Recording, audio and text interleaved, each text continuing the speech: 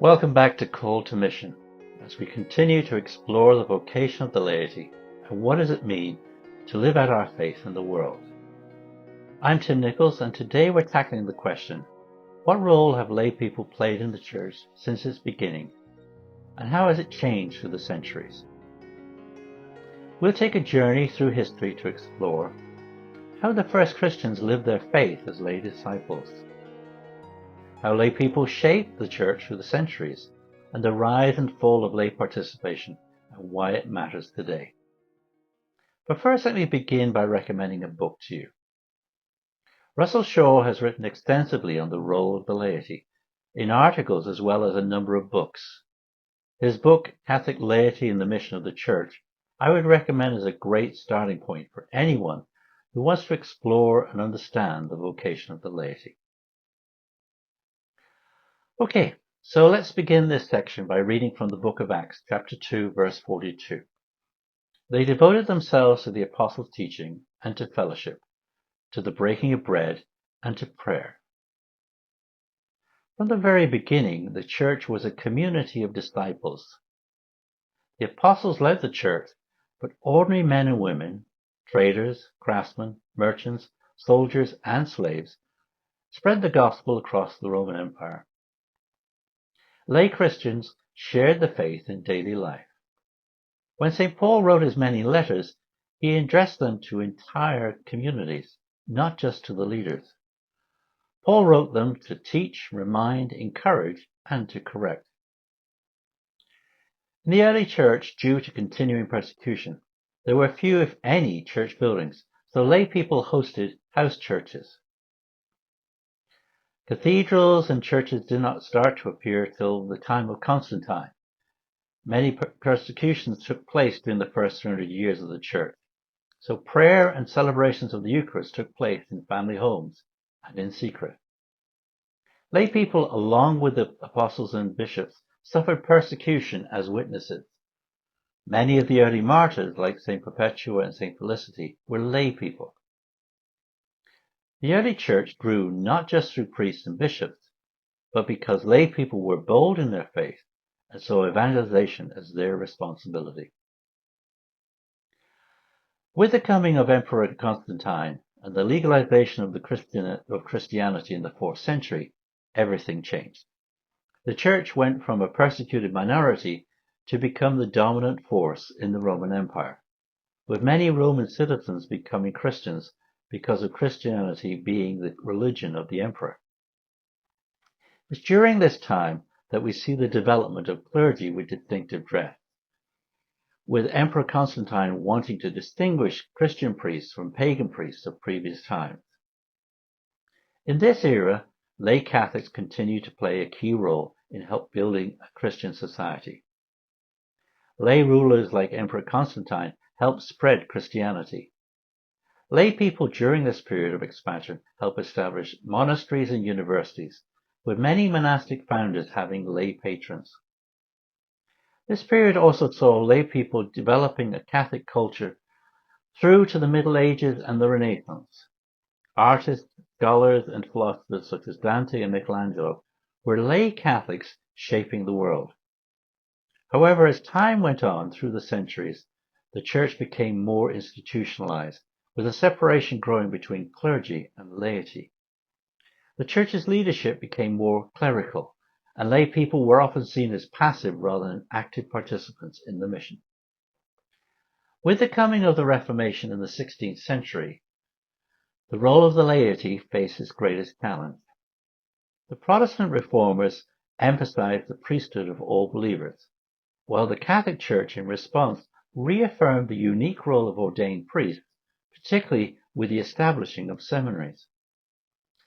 In the Catholic Counter-Reformation that followed, lay devotion was renewed through religious orders such as the Jesuits, who encouraged educated lay Catholics to engage in mission. The Council of Trent reaffirmed Catholic teaching, but also promoted lay participation in the devotional life.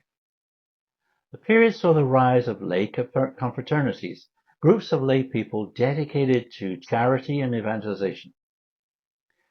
But lay people remained active after the Reformation, but their role was still often framed in terms of support for clergy rather than leadership in mission. Let's take a moment to explore the issue of the priesthood of all believers, looking at Catholic versus Protestant perspectives. One of the most fundamental ways the Catholic Church understands the role of the laity is through the priesthood of all believers. But what does it actually mean? In the first letter of Peter, chapter 2, verse 4 and 5, St. Peter writes, "Come to him, to that living stone, rejected by men, but in God's sight chosen and precious. And like living stones be yourselves built into a spiritual house, to be a holy priesthood, to offer spiritual sacrifices acceptable to God through Jesus Christ." The Catechism of the Catholic Church teaches, the whole Church is a priestly people. Through baptism, all the faithful share in the priesthood of Christ. Catholic theology, there are two distinct types of priesthood. The common priesthood. Every baptized Christian shares in Christ's priesthood, meaning lay people are called to offer spiritual sacrifices, participate in worship, and evangelize in the world. Secondly, the ministerial priesthood. Ordained priests through holy orders act in persona Christi during the sacraments, especially the Eucharist, and are called to shepherd the faithful. How does this affect lay people today? We join in the offering of the sacrifice of the Mass with the priest by offering our daily work, struggles, and joys as spiritual sacrifices. We don't administer the sacraments, but we do evangelize, teach, and sanctify the world through our vocations. We aren't passive members of the Church. Our mission is just as essential as that of the clergy. But how does this differ from the Protestant understanding? Here are some key differences. The Protestant Reformation emphasized the priesthood of all believers in a way that rejected the Catholic understanding of the ordained ministerial priesthood. Firstly, that every person has direct access to God. Many Protestant denominations teach that Christians don't need a priest as an intermediary for confession, teaching, or worship. Secondly, there is no distinction in priesthood. There is no ministerial priesthood. Pastors are seen as leaders, but not as mediators of grace through sacraments. Often you have lay-led churches where Protestant communities often allow lay people to preach, teach, and lead congregations without ordinations. So Catholics affirm the priesthood of all believers, but we also recognize that the ministerial priesthood is essential for the Church's sacramental life. But the laity are called to be co-responsible with the clergy, not separate from them. Now let's fast forward to the 19th and 20th centuries, and we see a revival of lay participation. The Church began to recognize the need for a more active laity, especially as secularization and industrialization changed society. Throughout this period, lay people began forming movements and organizations dedicated to evangelization and social action. The period saw the development of missionary movements.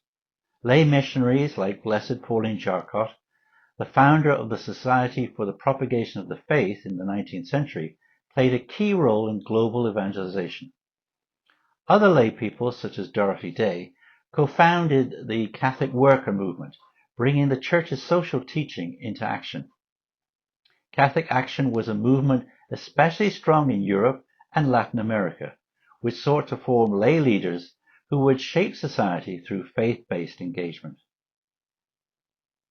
Pope Pius XI encouraged this as a response to the growing secularization of public life. The Legion of Mary, founded by Frank Duff in 1921 in Ireland, is one of the most significant lay movements of the 20th century, mobilizing lay Catholics for evangelization, personal sanctification, and service to the Church. Duff strongly believed in the co-responsibility of lay people in the Church's mission.